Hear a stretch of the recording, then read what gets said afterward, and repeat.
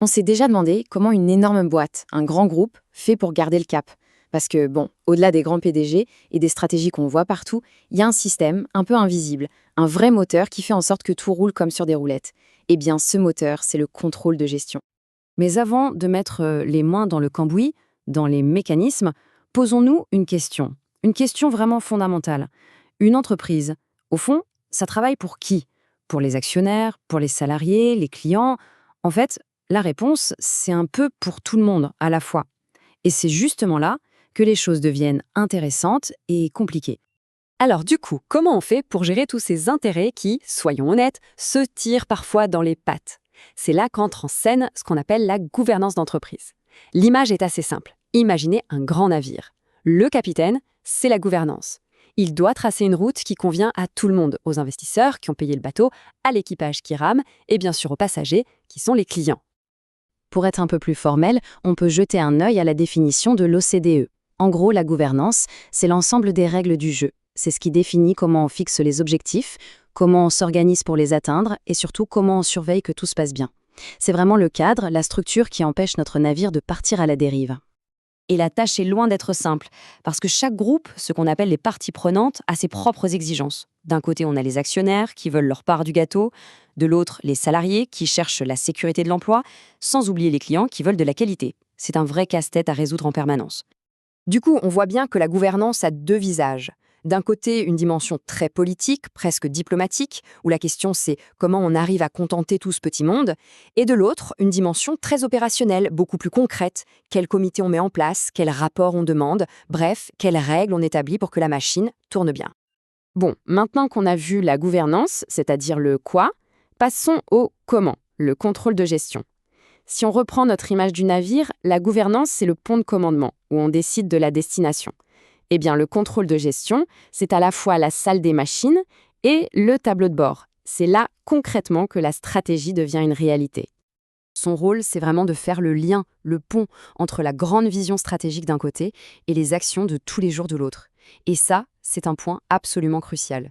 C'est souvent à cette étape de traduction que les plus belles stratégies du monde réussissent ou se plantent lamentablement.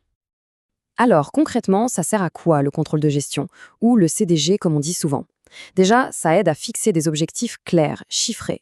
Ensuite, ça mesure et ça évalue les résultats par rapport à ces fameux objectifs. C'est ça qui permet de prendre des décisions importantes du genre est-ce qu'on investit dans cette nouvelle machine et aussi de bâtir des systèmes de primes qui ont du sens et qui motivent les équipes.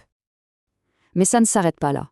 Le CDG, c'est aussi le gardien du temple. Il vérifie que chaque euro est utilisé à bon escient, que les usines, les machines, bref, les actifs de l'entreprise sont bien gérés. Et, très important, il garantit que les informations qui remontent sont fiables. L'objectif final de tout ça? Créer de la valeur pour tout le monde. Et ça, c'est une vision assez moderne. On n'est plus dans l'idée de juste satisfaire les actionnaires, mais bien toutes les parties prenantes. Faut voir que, historiquement, le contrôle de gestion, c'était beaucoup plus basique. C'était un processus qui allait uniquement du haut vers le bas. La direction décidait, le manager exécutait et il envoyait un petit rapport pour dire si c'était fait, point barre. Aujourd'hui, on est à des années-lumière de ça. Cette vision est complètement dépassée. Alors pourquoi un tel changement? Tout simplement parce que le monde de l'entreprise est devenu beaucoup, beaucoup plus complexe, plus rapide. Un simple rapport qui remonte, ça ne suffit plus.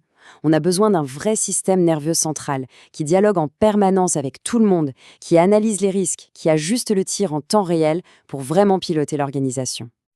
Ok, avoir un système de pilotage, c'est super. Mais si on n'a pas d'indicateur, comment savoir si on avance dans la bonne direction? C'est comme conduire une voiture sans compteur de vitesse. Il faut un tableau de bord. Et c'est là qu'on entre dans le monde de la mesure de la performance. Pour y voir clair, il y a un outil très utile, le triangle de la performance. Le premier sommet du triangle, c'est la pertinence. Là, on se pose la question la plus importante. Est-ce qu'on est en train de faire ce qu'il faut faire? On peut être le meilleur du monde pour fabriquer un produit, mais si personne n'en veut, ça ne sert à rien. La pertinence, c'est ça. S'assurer qu'on met notre énergie au bon endroit. Deuxième sommet, l'efficacité. Là, c'est très direct, très binaire. Est-ce qu'on a atteint l'objectif qu'on s'était fixé? C'est oui ou c'est non. C'est le résultat brut, le score final. Mais attention, être efficace, c'est bien, mais ça ne dit pas à quel prix. Et c'est là qu'arrive le troisième et dernier sommet pour boucler la boucle, l'efficience. Ici, on s'intéresse au comment. Est-ce qu'on a obtenu nos résultats en utilisant le minimum de ressources, de temps, d'argent, d'énergie? C'est le fameux faire plus avec moins. Une entreprise qui cartonne, elle est les trois à la fois, pertinente, efficace et efficiente. Il faut aussi comprendre qu'on ne mesure pas la performance de la même manière pour tout le monde. Il y a la performance externe, celle qu'on montre au monde extérieur, les actionnaires, les banques, là on parle gros sous, rentabilité, profitabilité. Et puis il y a la performance interne, l'outil des managers. Là on est dans le détail, on suit les budgets, on analyse les écarts, on pilote les équipes au jour le jour. Et c'est là que le contrôle de gestion devient super puissant. Regardez cette formule. Elle peut faire un peu peur, mais en fait elle est géniale. Elle permet de décomposer un gros mot comme rentabilité en 3 morceaux beaucoup plus simples à gérer. La marge qu'on fait sur chaque vente, notre capacité à faire tourner nos actifs pour générer du business, et l'effet de levier de la dette. D'un coup, on passe d'un objectif un peu flou à 3 manettes très concrètes sur lesquelles on peut agir. Bon, mesurer des choses, c'est bien beau, mais si on ne fait rien des résultats, ça ne sert strictement à rien.